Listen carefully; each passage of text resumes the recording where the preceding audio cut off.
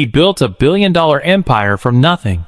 But the truth he uncovered almost destroyed everything in one night. What if the woman who saved his life was also the one hiding the biggest secret of all? And what if the man he trusted the most was not his enemy, but the key to a truth buried since his father's death? Tonight, one door will open, and nothing in his life will ever be the same again. The winter air smelled like rust, smoke, and wet concrete. I was 19, hungry, and sleeping inside a broken delivery van behind a factory. Every morning, I woke up with stiff bones, and the sound of wealthy men laughing near the coffee stand outside the gate. I hated them, not because they were rich, because I believed life had chosen them and forgotten me. My father died with debts tied to his name. My mother washed dishes until her fingers bled. And I wasted years blaming the world for my pain. One night, rain leaked through the cracked roof of the van. I sat there shivering beside instant noodles gone cold. That was when Sophia found me. She worked the night shift at a tiny bookstore across the street. Her shoes were old. Her coat smelled faintly of lavender and paper dust. But her eyes carried peace I had never seen before. She looked around the van silently. Then she asked, "Why are you living like a man who already gave up?" Her words burned deeper than hunger. Nobody had ever spoken to me like that. I laughed at her.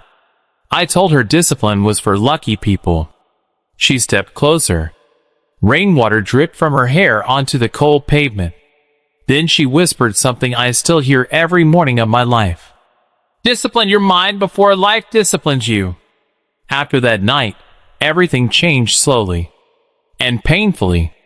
I worked 16 hours a day unloading trucks. My hands cracked open in winter. Blood stained my sleeves while rich customers insulted me for moving too slowly. At night, Sophia read business books beside me under flickering streetlights. When exhaustion crushed me, she stayed. When I failed my first company attempt, she sold her grandmother's necklace to help me try again. I cried the night I found out. Nobody had ever sacrificed something beautiful for me before. Years passed. The boy inside the broken van disappeared. I built warehouses, then transport routes, then an international logistics company worth billions. The same men who once mocked me waited outside my office asking for meetings. But success did not heal everything, because the higher I climbed, the more enemies I created. One evening, I walked into my penthouse and found Sophia sitting silently beside the window. The city lights reflected in her tear-filled eyes. On the table beside her was a medical report with my name on it, and the moment I reached for it, my hand started shaking. My chest tightened as I opened the report. The room smelled of coffee, leather, and the faint lavender perfume Sophia always wore. But suddenly, none of it felt comforting anymore. The words on the paper blurred before my eyes. "Severe cardiac stress. Immediate lifestyle changes required." I read the lines again and again. My billion-dollar empire stood taller every year, while my own body was collapsing silently beneath it. Sophia looked at me with trembling eyes. Not angry, not disappointed, just hurt. "You survived poverty," she whispered softly, "but now you are destroying yourself chasing more." Her voice broke something inside me. For years, I believed discipline meant endless work. No sleep, no rest, no weakness. I thought pain was proof of greatness. But that night, sitting inside a penthouse larger than the entire street where I grew up, I felt emptier than the boy sleeping in that broken van. The city lights outside looked cold. Thousands of glowing windows. Thousands of strangers still running, still chasing, just like me. Sophia walked toward the bookshelf quietly. Then she placed something in my hands. An old photograph. The edges were worn and faded.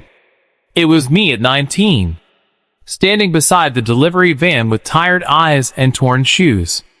And beside me stood Sophia, smiling, not because we had money, because we still had peace. Tears burned my eyes. I realized then, success had slowly stolen the very man she once believed in. The next morning, I canceled the biggest merger of my career. My board members called me insane. Investors threatened lawsuits. News channels attacked my decision for weeks. One executive even laughed during the meeting and said, "You are becoming weak." Years ago, those words would have destroyed me. But this time, I stayed calm. Because real discipline was no longer about proving myself to the world. It was about protecting the life and love I nearly sacrificed for applause. Days later, Sophia and I traveled back to the old factory district. The cold air still smelled like smoke and rain-soaked concrete. The delivery van was gone now, but the pain of those years still lived inside me. As we walked silently through the empty alley, an old man suddenly stepped out from the shadows holding a small rusted box. Then he looked directly at me and said, "Your father asked me to give you this before he died." My heart stopped, because inside that box was something I never expected to see again. My fingers trembled as I opened the rusted box. The metal creaked softly in the freezing air. Inside was my father's watch, the same cracked silver watch he wore every day until the hospital took him from us. For a moment, I could not breathe. The leather strap was faded. The glass was scratched. But when I held it close, I could still smell engine oil and cigarette smoke trapped deep inside the old leather. Memories crashed into me all at once. My father leaving before sunrise. My mother waiting beside the window at night. The sound of unpaid bills slamming onto our kitchen table. I spent years blaming him for our suffering. Years telling myself he died a failure. The old man beside me lowered his head quietly. Then he handed me a folded letter. "I promised him I would wait until you became strong enough to read this," he said. Snow began falling lightly around us. Sophia squeezed my hand gently as I unfolded the paper. My father's handwriting shook across the page. "Son, if you are reading this, then life has already hurt you enough to understand what I could not teach you." My throat tightened painfully. I was not weak because I failed. I was weak because I allowed failure to poison my mind. Tears blurred the ink. There were days I wanted to quit being your father because shame consumed me. But your mother believed in me when I could not believe in myself. I looked at Sophia instantly, and suddenly I understood something terrifying. I had become exactly like him. A man silently drowning while pretending to be strong. The letter continued, "If success ever enters your life, do not let it turn your heart cold. Money without peace becomes another form of poverty." My knees nearly gave out beneath me. For years, I chased wealth believing it would erase pain. But pain followed undisciplined thoughts everywhere, even into luxury, even into power. Sophia wrapped her arms around me while snow melted against our coats. And for the first time since becoming a billionaire, I cried without shame, not for lost money, not for business pressure, but for the exhausted little boy inside me who spent his whole life trying to prove he mattered. That night, I made a decision that shocked the entire country. I announced I was stepping away from daily control of my empire. News reporters exploded with rumors. Some said I was dying. Others claimed I had gone insane. But none of them knew the truth. The real battle of my life was only beginning. Because 3 days later, someone leaked confidential files from inside my company. And the name attached to the betrayal was someone Sophia trusted more than anyone else. The rain hammered against the penthouse windows that night. Cold drops slid down the glass like tears. Inside the living room, silence felt heavier than stone. Sophia stood frozen beside the television screen while news anchors repeated the scandal again and again. Internal corruption, financial manipulation, secret offshore transfers. And then the name appeared. Emily Carter, Sophia's younger sister. The woman Sophia had raised like her own daughter after their parents died. I watched the color drain from Sophia's face. Her lips trembled slightly, but no words came out. Only pain. Deep, unbearable pain. She would never do this, Sophia whispered finally. But the evidence looked brutal. Signed documents, private emails, security footage. Everything pointed toward Emily. My legal team demanded immediate action. Cut all ties. Turn her over to investigators. Protect the company before investors panic. Years ago, I would have reacted instantly. Cold, ruthless, efficient. That was how billionaires survived. But discipline had changed me. Real discipline meant controlling emotion before emotion controlled you. So instead of anger, I searched for truth. 3 nights later, I drove alone through the old industrial district where Emily rented a tiny apartment. The hallway smelled of mold, dust, and stale cooking oil. Nothing like the polished marble towers where executives drank expensive wine pretending to be important. I knocked softly. No answer. Then I heard crying inside. Weak. Broken. When the door finally opened, Emily looked nothing like the confident woman from corporate meetings. Her eyes were swollen red. Dark bruises stained her arms. Fear filled the room like smoke. The moment Sophia saw her, she ran forward instantly and held her tightly. Emily collapsed into her arms, shaking violently. I tried to stop them, she cried. I swear I tried. My heartbeat slowed. Something was wrong. Very wrong. Emily reached into her pocket with trembling fingers and handed me a flash drive. There is another account, she whispered. Someone inside your board is stealing billions and blaming me for everything. The room went silent. Rain tapped against the cracked window beside us. I stared at the drive in my hand. Then Emily said something that chilled my blood completely. The person behind it all, she looked directly into my eyes, already knows you found out. At that exact moment, the lights inside the apartment suddenly went out. Darkness swallowed the room. And somewhere down the hallway, slow footsteps began moving toward our door. The footsteps grew louder. Slow, heavy, deliberate. Each step echoed through the dark hallway like a warning. Emily gripped Sophia's arm so tightly her knuckles turned white. I could hear her breathing shaking in the darkness. Outside, thunder rolled across the city skyline. For a second, lightning flashed through the apartment window, and I saw the shadow of someone standing beneath the door, waiting. My heartbeat pounded against my ribs. Years ago, fear would have controlled me. Fear of losing money. Fear of losing power. Fear of looking weak. But discipline had taught me something greater. A calm mind sees danger clearly.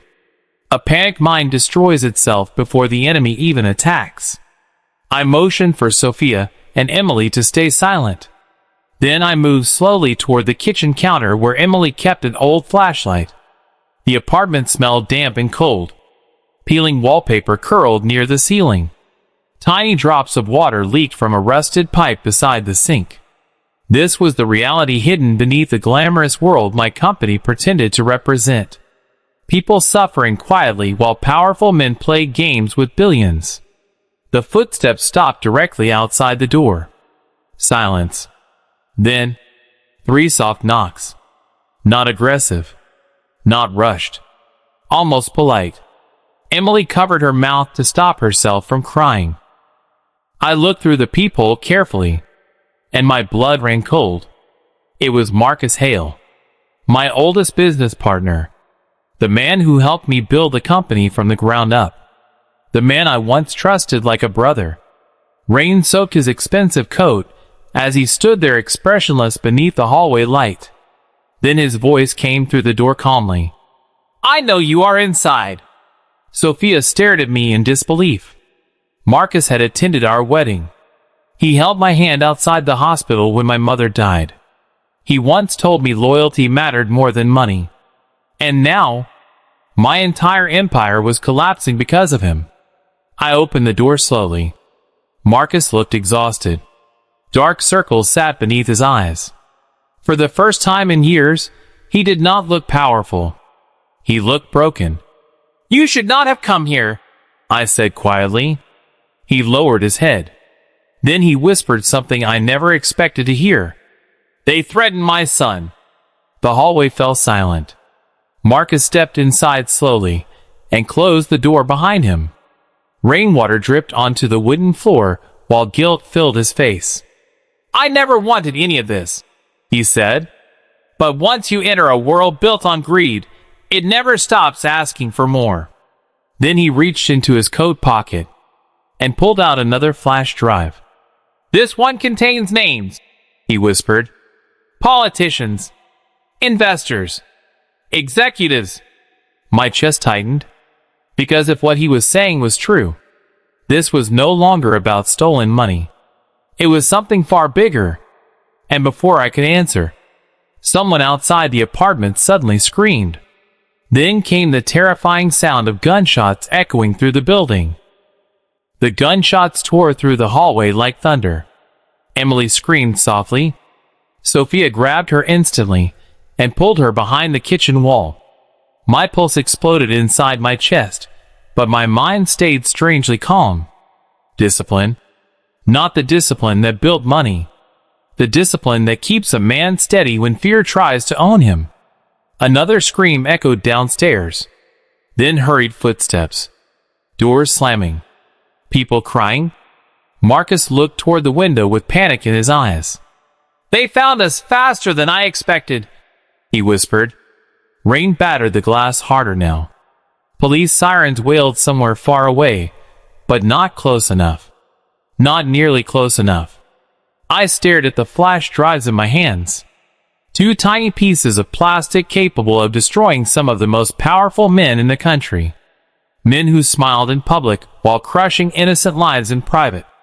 Suddenly, I remembered my father again. His tired face.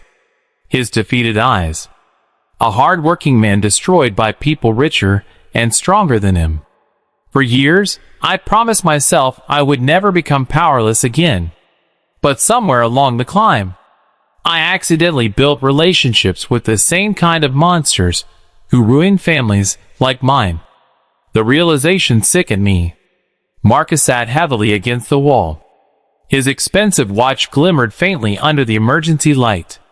"I thought wealth would make me safe," he said bitterly. "But greed turns powerful men into slaves." Sophia looked at him with tears in her eyes. Then she said something so quietly, yet so powerfully. "Money only reveals who you already are." The room fell silent. Those words pierced deeper than the gunshots outside. Because she was right. Success did not corrupt weak character. It exposed it. Another loud bang exploded downstairs. Closer this time. Emily started shaking uncontrollably. I walked toward her slowly and knelt beside her. Her face looked pale beneath a flickering kitchen light. "Listen to me," I said firmly. "You are stronger than your fear." She looked at me with trembling eyes. "No," she whispered. "I am the reason all of this happened." I shook my head. "No. Silence allowed this to happen." For years, I stayed silent too. Silent when executives destroyed workers for profit. Silent when politicians bought loyalty with lies. Silent when my own ambition mattered more than peace. That silence nearly destroyed my soul. Suddenly Marcus stood up quickly. His face drained of color as he looked toward the apartment door. "They are here," he whispered. A shadow moved beneath the crack under the door. Then came a slow knock. One knock. Then another. Calm. Controlled. Almost confident. And then a familiar voice spoke from the hallway. A voice I recognized instantly. "Open the door, Daniel." My blood froze, because the voice belonged to the chairman of my company's board, the man the entire country called a hero. My stomach tightened the moment I heard his voice. Chairman Victor Lang, the man newspapers called the face of integrity, the man who donated millions to hospitals, schools, and charities, the man I once admired more than anyone. And now he stood outside a tiny apartment in the middle of a storm, while terrified people hid behind me. The hallway fell silent again. Only rain. Only distant sirens. Only the sound of my own breathing. Victor knocked once more. Slowly. Patiently. "Daniel," he said calmly, "you are making this harder than it needs to be." Marcus lowered his head in shame. "He owns judges, media networks, even police officials," he whispered. "If he wants someone destroyed, they disappear quietly." Emily started crying again. Sophia moved beside her, holding her shoulders gently like a mother protecting a frightened child. I looked at Sophia for a moment. Even in fear, her eyes still carried peace. That same peace from the night she found me freezing inside the broken van. And suddenly I understood something. Powerful men survive by controlling fear. But truly wise people survive by controlling themselves. Victor's voice echoed again from outside. "You built an empire because I opened doors for you." His tone remained calm, almost fatherly. "But you became emotional, weak, distracted by guilt." I felt anger rise inside me like fire. For years, I chased approval from men like him. Men who taught me success without morality, profit without compassion, discipline without humanity. And that poison nearly turned me into someone Sophia would no longer recognize. I walked slowly toward the door. Marcus grabbed my arm immediately. "Do not open it," he warned. But I gently removed his hand, because running was no longer an option. Not from fear. Not from truth. Not from myself.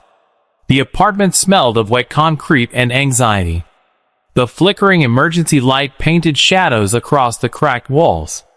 Behind me, Sophia whispered softly, "No matter what happens, remember who you are."